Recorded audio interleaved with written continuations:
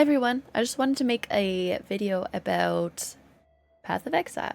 So I am like kind of new to PoE, but I guess not anymore because I have put in quite a good amount of hours. Not like insane amount of hours, but maybe I'm like 50, 60, 75-ish hours in. So when I was planning this video, I was like 20 hours in. But I wanted to make this video for noobs from a noob. So the first time I played Path of Exile, I did not use a guide. Well, I did, but I didn't understand it. I didn't really look up anything before playing because I don't like doing that. And I just went in 100% blind. Don't do that. I didn't end up enjoying the game and I quit. I didn't process anything that was happening in the game. Like, I had skills to kill monsters, but eventually everything got harder and I just kept dying over and over again, and it just like was not fun. I then later ended up giving it a second try, but still didn't really process anything that was getting taught to me, and like so many people were yelling at me from different directions. It just got really overwhelming and I gave up. So now on my third time around, I have a build guide, more thorough explanation, and I'm actually absorbing it because this time I actually kind of care to learn it. And it's much better. I decided to make this video with the basics because when you're looking online and you find stuff, or when you ask someone who's like a PoE veteran, you get blasted with all this information. And now I'm not saying that all the guides and stuff out there are bad. There's just a lot of information, and I don't think a new person starting out needs all that information at once because it can get very overwhelming. And then people make jokes like, oh, you need a PhD to play this game. You really don't. It's very easy to water it down and just take things step by step. One thing that really bothered me is, why is someone teaching somebody, a new player, about the endgame stuff? Like, they're not even there yet. They don't need to know this stuff. Just keep it in your pocket, wait till they get there. Well, another thing that gets people really, ooh, is the passive tree. Like, it's huge. It's not that horrible when you actually like take some time and look at it, and you also understand the class that you're playing and the build that you're playing, and it kind of makes sense. And one thing, it is important to know that the passive tree is that big because it looks exactly the same for every class. Okay, so let's get started. We're gonna start with itemization and gems, but before getting into it, it's important to note that classes do not impose build restrictions. Since the skill system is itemized, any class can use any skill. So looking at this skill, clarity, and then here we have arrogance, but it says support. So a support is not a skill. This just supports the skill that's linked to it.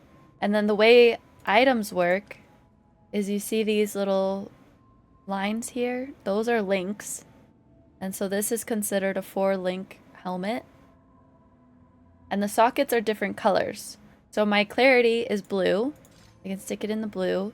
And then my arrogance support is red. So now these two are linked. Now if I put a skill in here, in the green one, it'll be linked to the arrogance as well. But if it's a support, then it'll support clarity. Not everything is automatically 4-linked like this. And not everything automatically has 4 sockets.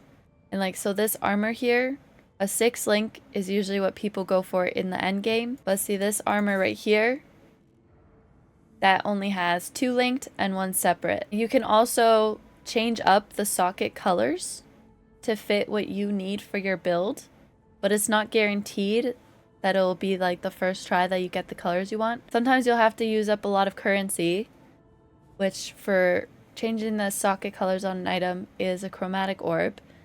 And when you do that, it changes all of them, not just the one that like you're hovering over. It changes all of them. So you got to kind of gamble until you get what you want. And for the links, you can also reforge the links between sockets on an item using an orb of fusing.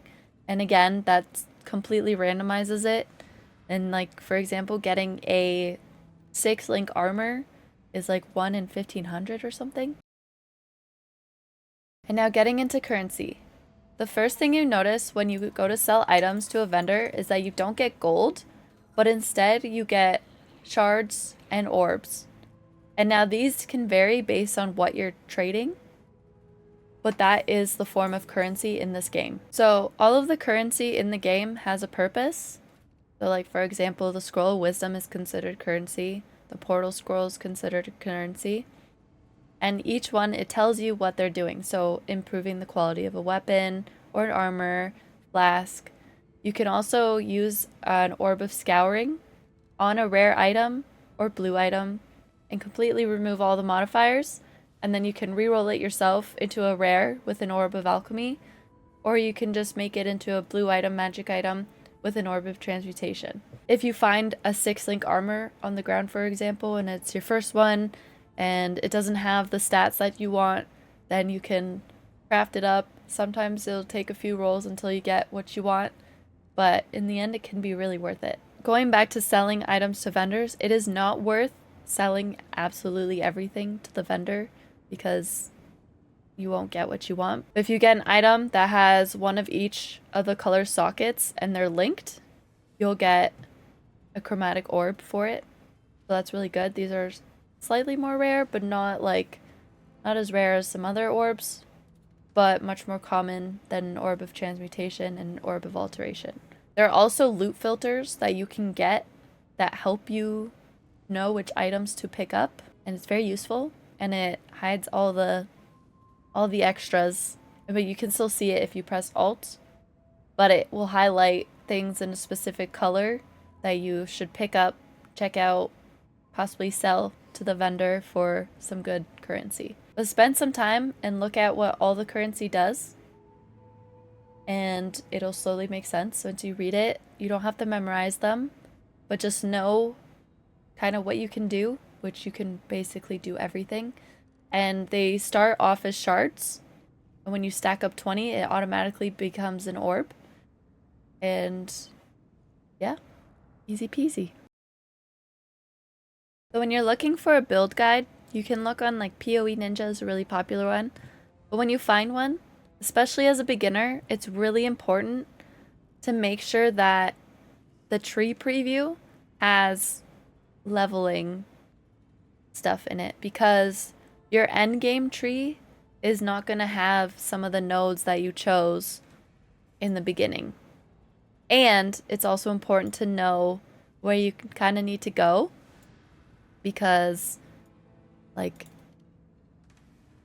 if you start off going a certain way, so right here, the end game doesn't have these nodes right here. In the end game, it goes up here, and it helps guide where you should go. And also when you look at your passive tree, just take a look and read them. Also get to know like what kind of gear is being worn. When you look at the items that the build needs, like a lot of them have evasion and energy shield as the base, and then certain stats. So when you're looking for items, you want to make sure you're getting evasion and energy shield items to build. But then also in the tree, you're going to get some evasion, and you're going to get life as you're leveling, because you don't want to be super low life doing harder content. If you were to look at some of the nodes that are used, like you don't have certain skills or uses for them in the beginning.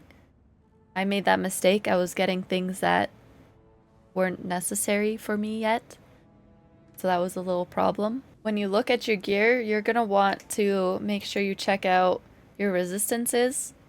So when you do Act 1 to 5, that's considered normal. And then Act 6 to Act 10 is considered nightmare. And when you finish Act 5, you get a resistance penalty. So then you want to make sure that your resistances are over percent, so that you won't go into the negatives or just go under max res. This chaos res.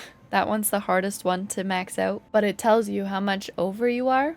And then when you finish Act 10, you get another resistance penalty, and that's considered hell mode, and that's when you get into endgame content. So when you're looking at items, you can get your resistances up. If you're doing this build, for example, this is a trickster trapper, you get your evasion and energy shield up. Well, those are the things that help me the most and help me get through the basics of understanding PoE. I hope those tips can help you, and let me know in the comments if you are gonna try PoE 1 or if you're holding out for PoE 2. Thanks for watching. Bye!